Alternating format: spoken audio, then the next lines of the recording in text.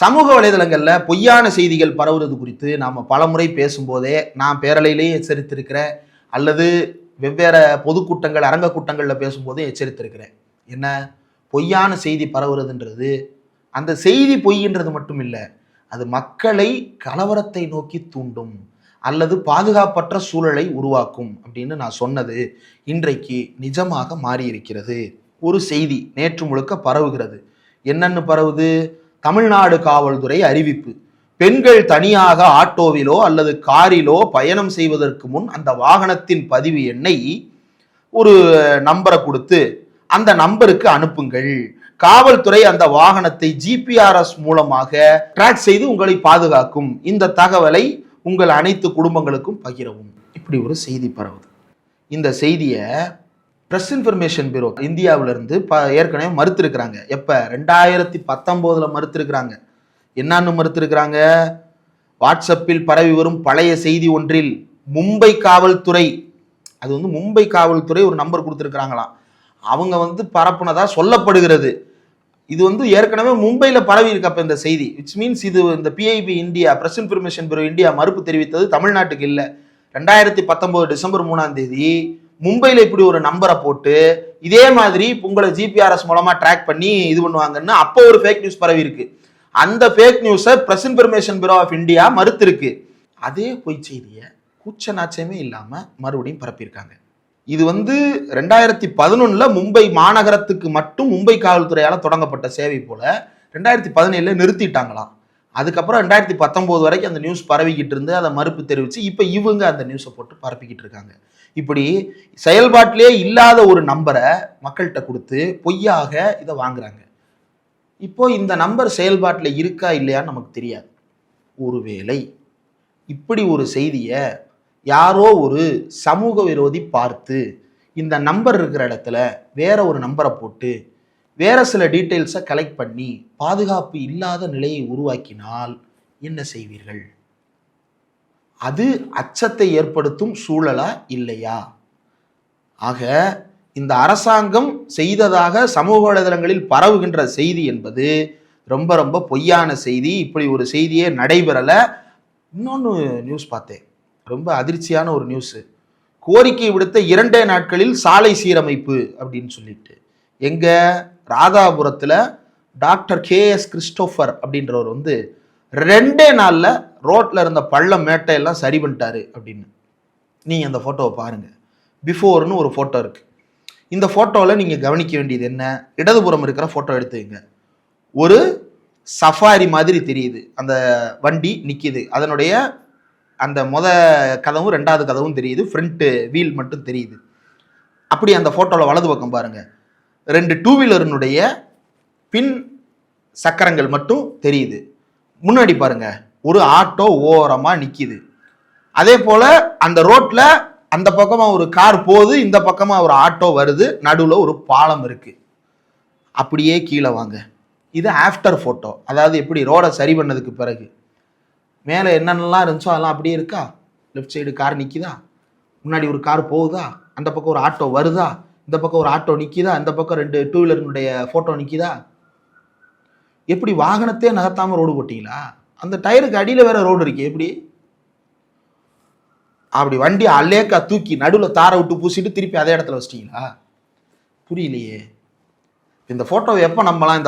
ஏங்க ஏஐல தான் ரெடி பண்ணுறீங்கன்னா இந்த வெஹிக்கிள்ஸே அதை ரிமூவ் பண்ணியிருக்கலாம்ல, அழகாக ரிமூவ் பண்ணி தரும்ல. ChatGPT நான் வேணா ரிமூவ் பண்ணி காட்டவா எப்படி ரிமூவ் பண்ணுறதுன்னு? அந்த ஆப்ஜெக்டை அதிலே செலக்ட் ஏரியான்னு ஒரு ஆப்ஷன் இருக்கும். அதில் இதெல்லாம் செலக்ட் பண்ணீங்கன்னு வைங்களேன், remove these objects and patch with the background அப்படின்னு கொடுத்தீங்க அப்படின்னா அதுவே மாற்றி கொடுத்துரும். அப்படியாவது பண்ணியிருக்கலாம்ல. இப்படியா பச்சையாக நடிப்பீங்க? அடுத்து இன்னொரு ஃபோட்டோ, மேலே வலது பக்கத்தில் இருக்கிற ஃபோட்டோ பாருங்க.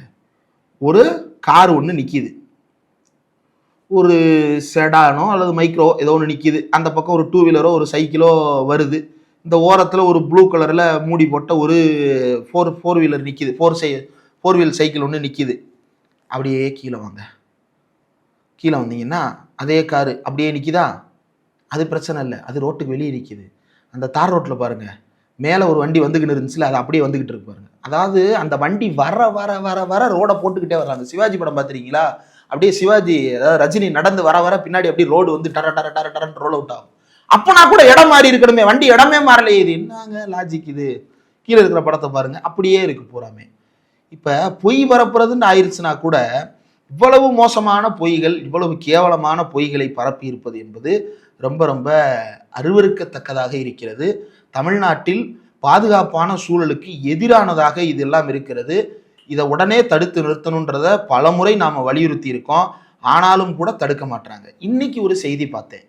திருவண்ணாமலையில வந்து சிறப்பு தரிசனம் கூடாதுன்னு ஆதவர்ஜுனா அவர்கள் அறிவித்திருக்கிறார் அப்படின்னு. அதுல அந்த நியூஸ் 24/7 போட்ட டைட்டில் பாருங்க, என்ன போட்டிருக்கிறாங்க? விஐபி தரிசனம் ரத்து. இது டைட்டில். விஐபி தரிசனம் ரத்துன்றது டைட்டில். கீழே என்ன இருக்கு பாருங்க, பக்தர்கள் தரிசனம் செய்யும் நிலையில் விஐபி தரிசனம் ரத்து செய்யப்பட வேண்டும். விஐபிக்களுக்கென்று தனி வரிசை இல்லாமல் அனைவரும் சமத்துவமாக வழிபாடு செய்வதற்கு அதிகாரிகள் நடவடிக்கை எடுக்க வேண்டும். அவ்வளவுதான். இது ரத்து செய்ததாக எப்படி எடுத்துக்கிறது? புரியலையே. இப்போ இந்த அறை குப்பையாக இருக்கு, இந்த குப்பையை அகற்ற வேண்டும் அப்படின்னு நான் சொல்றேன். அகற்றினால்தானே குப்பை அகற்றம்னு செய்தி போட முடியும். குப்பையை கூட்டவே இல்லைன்னா எப்படி குப்பை அகற்றம்னு செய்தி போடுவீங்க? அப்ப டைட்டில் என்ன இருக்கணும்? இனி விஐபி தரிசனம் கிடையாதா? அதுதானே டைட்டில் வைக்கணும். நான் பிரிண்ட்ல வேலை பார்த்துருக்கேன், வெப்சைட்ல வேலை பார்த்துருக்கேன், டிஜிட்டல்ல ஒர்க் பண்ணிட்டு இருக்கேன். தலைப்பு வைக்கிறதுக்கு முன்னாடி ஒரு விஷயத்த அவ்வளோ தடவை யோசிப்போம். எப்படி விஐபி தரிசனம் ரத்து? விஐபி தரிசனம் ரத்தா அல்லது ரத்தாகிறதா விஐபி தரிசனம்? அப்படியாவது போடலாமே. விஐபி தரிசனம் ரத்து அப்படின்னு செய்தி போடுறாங்க. அப்போ ஒரு பக்கம் அரசாங்கம் பொறுப்புணர்வு இல்லாமல் பொய் செய்தியை பரப்புவதற்கு தன்னுடைய ஈகோசிஸ்டத்தை டெவலப் பண்ணி வச்சிருக்கு. இன்னொரு பக்கம் ஊடகங்களின் மூலமாக இது போன்ற செய்திகள். அப்ப இது மாதிரி செய்தி போடுறதுக்காகத்தான் இந்த ஊடகங்களை எல்லாம் பிளாக் அவுட் பண்ணீங்களா? அது பிளாக் அவுட்டா இல்லையான்றது கூட தெரியல. பிளாக் அவுட்னு அந்த ஊடகங்கள் உறுதியா சொல்றாங்க. அப்ப நீங்க பிளாக் அவுட் பண்ணதுக்கு காரணம் வந்து இது மாதிரி செய்தி பரப்பத்தானா? ஏன்னா 717 மதுக்கடைகள் மூடல் அப்படின்னு ஒரு செய்தி. மூடின கடையோட பட்டியல் கொடுன்னு கேட்குறாங்க. பட்டியல் தயாராகி கொண்டிருக்கிறது, இன்னும் முழுமை பெறவில்லை அப்படின்னு ஒரு பதில். இது கேள்வி 1. அடுத்த கேள்வி, அடுத்தடுத்த கேள்வி, வரிசையாக 4-5 கேள்விகள் இதே போல கேட்கப்பட்டது. எல்லா கேள்விக்கு என்ன பதில்னா, கேள்வி 1க்கான பதிலே இந்த கேள்விகளுக்கும் பொருந்தும்.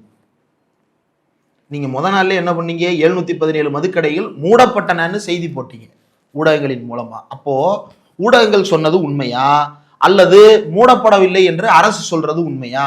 எது உண்மை? ஆக எதிலையுமே நம்மளால உண்மையை கண்டுபிடிக்க முடியாத அளவிற்கு பொய்யான சூழலில் நாம் இருப்பது என்பது பாதுகாப்பற்ற சூழலை உருவாக்கும். நாளை ஒரு தவறான செய்தி பலரையும் தூண்டிவிடக்கூடிய அளவில் ஒரு பொய் செய்தி பரப்பப்பட்டால் பலருடைய உயிருக்கு ஆபத்து ஏற்படும். கலவர நோக்கம் கொண்டதாக இந்த பொய் செய்திகள் மாறுவதற்கு ஒரு நொடி ஆகாது. ஆகவே இந்த அரசாங்கம் தயவு செய்து இந்த பொய் செய்திகள் பரப்புற தன்னுடைய ஈகோசிஸ்டத்தை கட்டுப்படுத்தணும். இல்லாவிட்டால் தமிழ்நாடு கலவரக்காடாக மாறும்.